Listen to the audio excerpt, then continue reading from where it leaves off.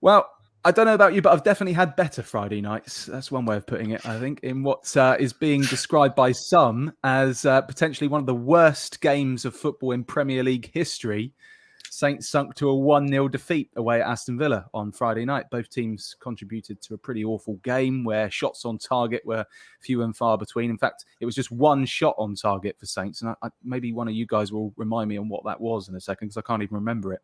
It's now 3 defeats in 4 for Saints, and we're currently sitting 14th heading into the international break with 7 points from 7 games. Steve, first of all, I'll start with you. Have you had a good couple of weeks? And more importantly, have you woken up yet?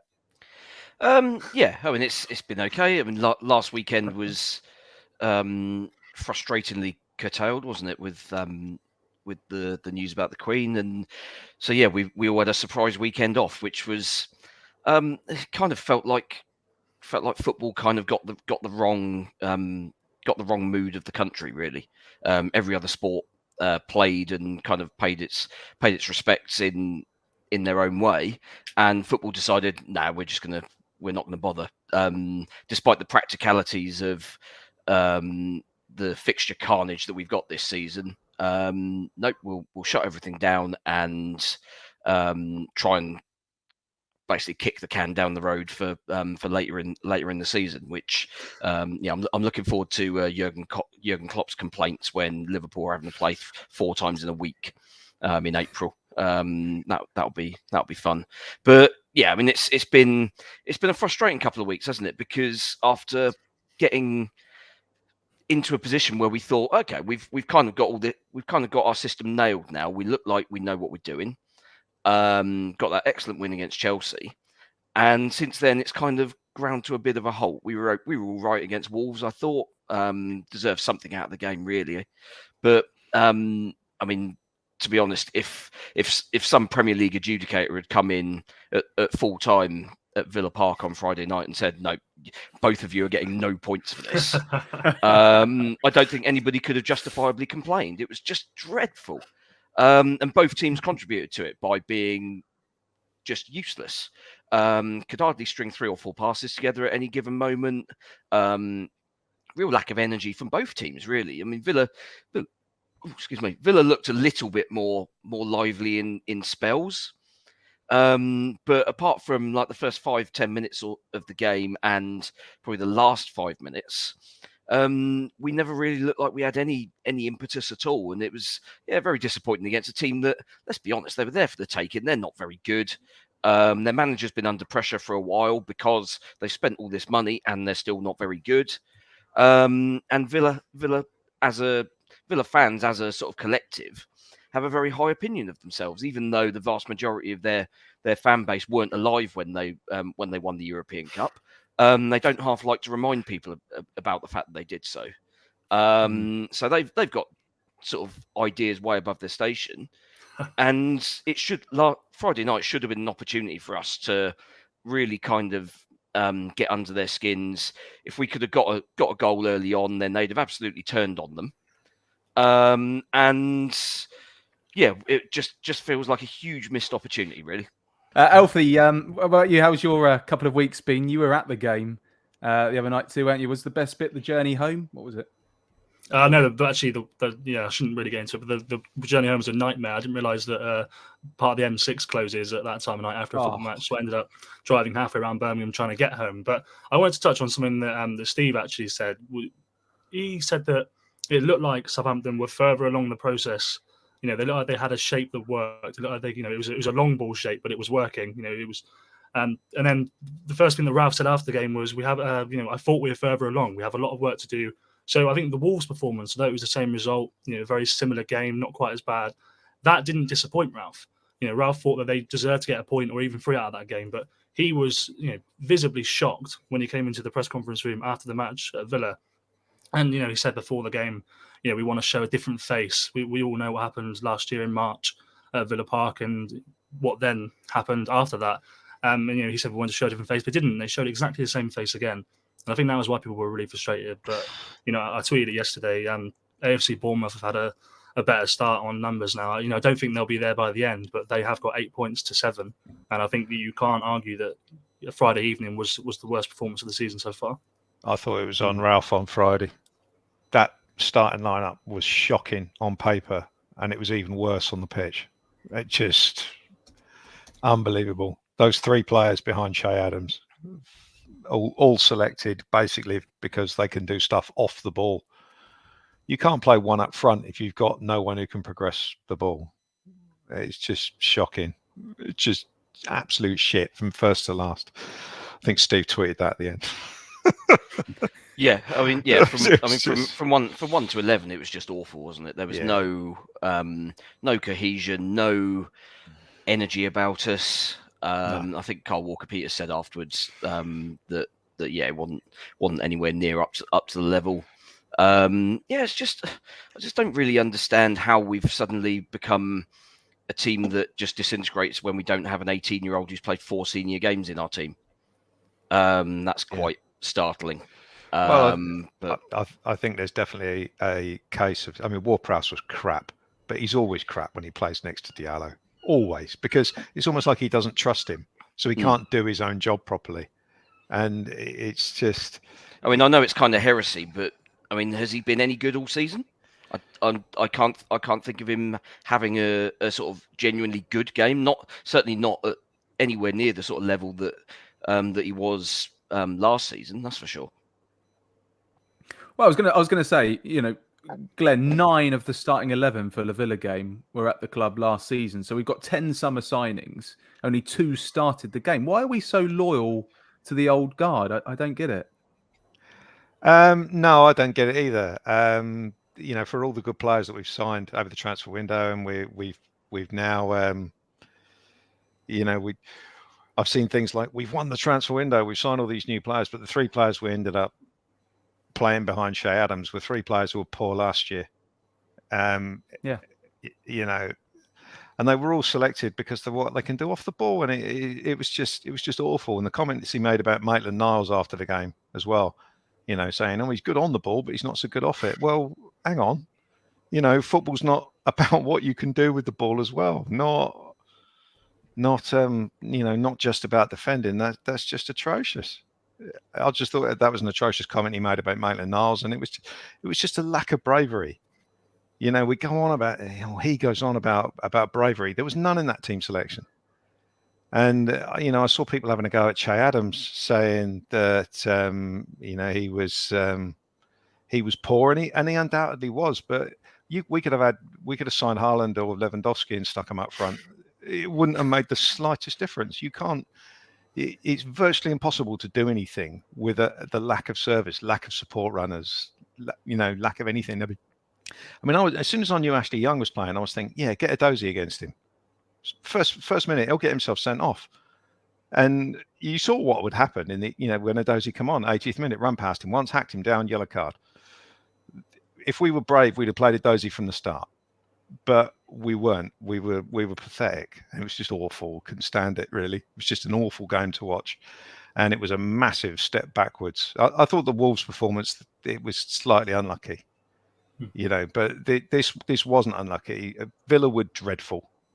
Villa were absolutely appalling from the start. They wouldn't have beaten any other team in the Premier League with that performance. But they beat us because we didn't go for it. We were just shocking from the start, allowed them to grow into the game, and that's why they won. They got the goal. They managed to hang on to it, and as I said before, I thought it was totally down to Ralph and the message he sent out. We've played now Villa and Wolves, 2 teams with 0. I don't think either of them had won, or they've been shocking generally, and we've handed them 3 points by being timid and the complete opposite of the bravery that we're supposed to be showing these days. What were your thoughts on the team selection, Alfie?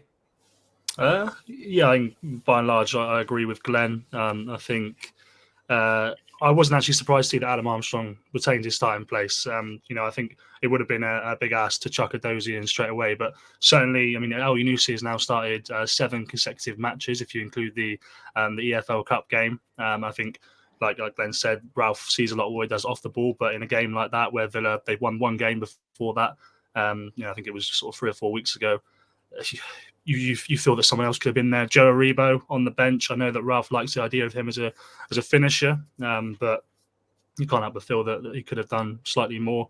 And I think, to be fair, the rest of the team, did pick it itself.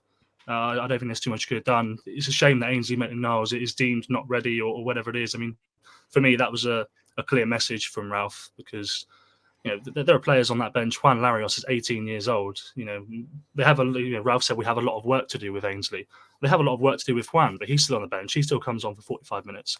So for me, Ainsley is purely trying to send a message to him, and it's perhaps reminiscent of some of the things we've heard about him from Arsenal. But I agree again. Why not just have him on there? How poor is he going to be, even if he's not ready, even if he's not tuned in tactically, even if he's not even trying that hard in training, which also we don't know is the case, but he still was a good option and potentially a better option. Having to bring Ibrahim Diallo off after 45 minutes and put Joe Aribo on in the middle of the park playing a defensive role, completely negating his ability going forward as a result of one 18-year-old being injured, it does show that there's a massive lack of depth there. But yeah, I feel one or two positions could have been different, but by and large the team does pick itself. Super Saint Christoph, thank you for your comments. There's shades of Puao in that performance the other night. Just the mention of that name makes me wince. But Steve, I want to come to you on this because, we've got a young side. We know that. So performances are inevitably sometimes going to be really good, like against Chelsea, and sometimes not going to be as good. But we're not expecting it to be quite as bad as the other night. I mean, that was pretty shocking, wasn't it? Do you think they were overreacting, maybe?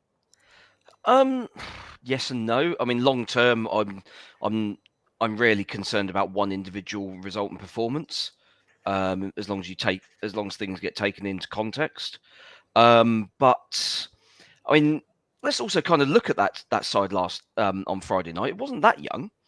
Diallo's been around a couple of years now. Obviously, Prowse is in his late 20s now. Aribo coming on is 26, 27, I think. Gineppo's been around a while now. Shea Adams is likewise. So it's not an inexperienced team that we actually put out there on Friday night. Certainly, some of the lineups we had earlier in the season when other players were available and we were doing things slightly differently. Then yeah, sure, that was a kind of acceptable sort of context that you apply to the team. Say, well, they're learning; it's going to be inconsistent, and I've got no problem with kind of young players are going naturally they're going to be inconsistent because they're not developed, they're not necessarily used to playing at this sort of pace 2 or 3 times a week. But eventually, you've got to kind of look at the experienced players and say, well, okay, come on, lads, this is where you've got to lend a hand and provide a bit of leadership to these guys. And there doesn't appear to be a huge amount of leadership in that team right this minute. Salisu and Bella-Kotchap were the only two who you saw trying to actually coax a performance out of the rest of the guys, and they're two of the youngest. So is that a positive, Glenn? Do you think the defence is looking better? If that's one thing to take from it, there were very few positives from that game. Larios' debut, and you can look at the Wolves and the Villa games and say, yeah, okay, we look better defensively. And Ralph's got to trust this back four. He has to. But I mean, the caveat to that is both Wolves and Villa didn't offer much going forward, particularly. But you can only defend against what's in front of you. And I thought we, as a back four, we've defended okay in these 2 games. You could argue that that's because Ralph has then put 5 other defensive players in front of them. But he's got to trust that back four and use it as a basis to, and pick 3 or 4 players who are actually decent on the ball, and then we might actually have some attacking play. He just seems to have gone totally into his shell. But yeah, I thought the defence, as a rule, they stood up pretty well. There was a couple of hairy moments, as there always are going to be.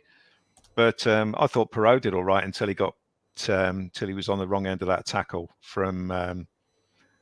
Is it Bailey? Was it who? Yeah, I think so. Yeah, there was a few tackles in there that the one Jacob Ramsey got booked for when he just hacked down Gineppo. That's the sort of challenge that I think should be a red card.